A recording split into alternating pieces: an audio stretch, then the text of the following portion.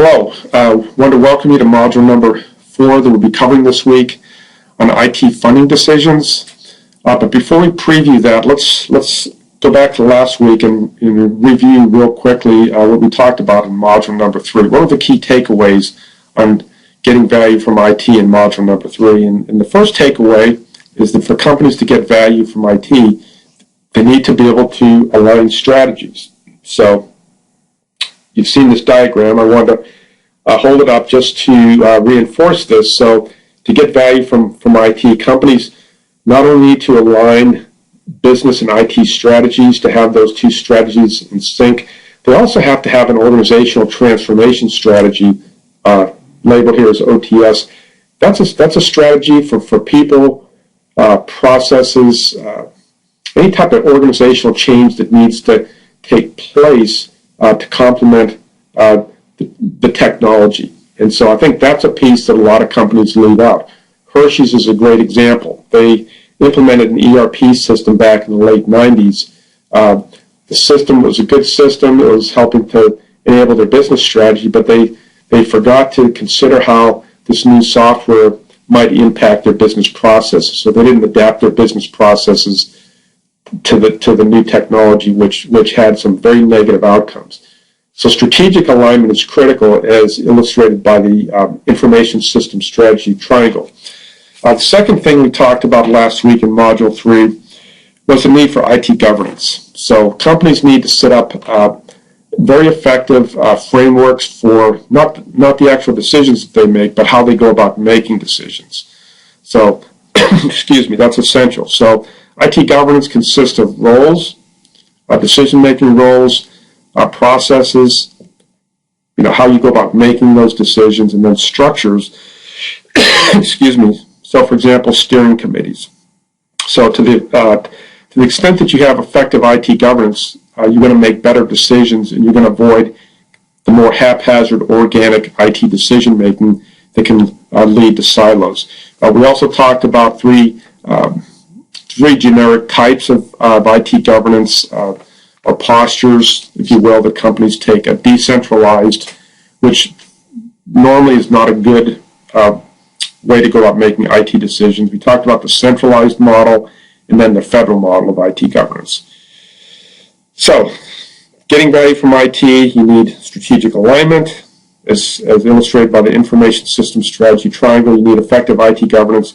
And third, you need effective IT leadership. So, and then that we talked about kind of the old traditional role of the CIO as being more reactive, technically focused on operational efficiencies and keeping the lights on. Today's CIO, you could use the term Chief Innovation Officer rather than Chief Information Officer. Their role they need to be much more proactive.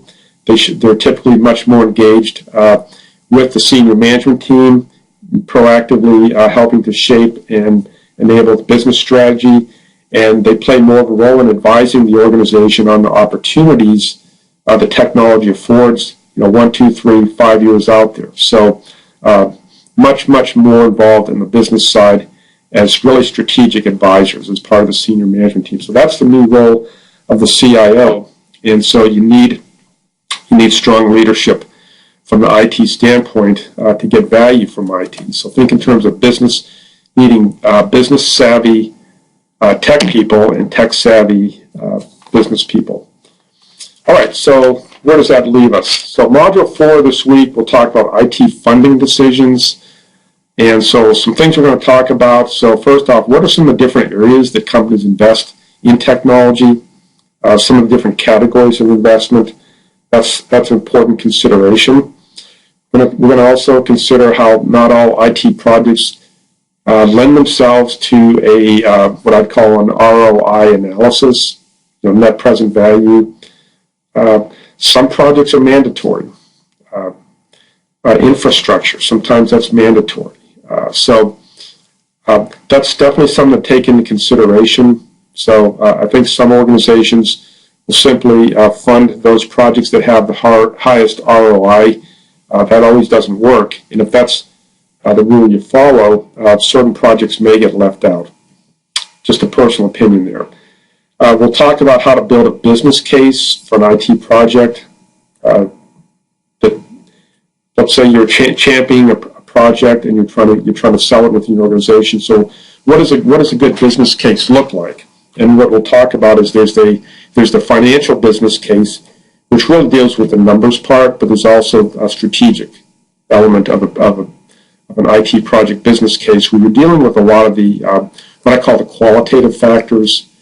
So to what extent will the project help to drive business strategy?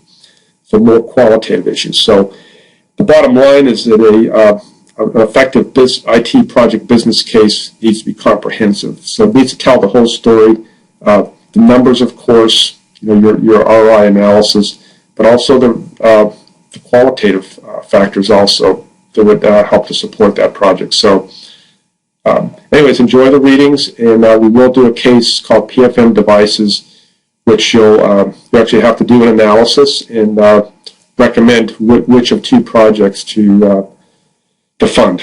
So I think that'll be your exercise for the week, I believe. Enjoy the readings, and we'll talk later. Thank you.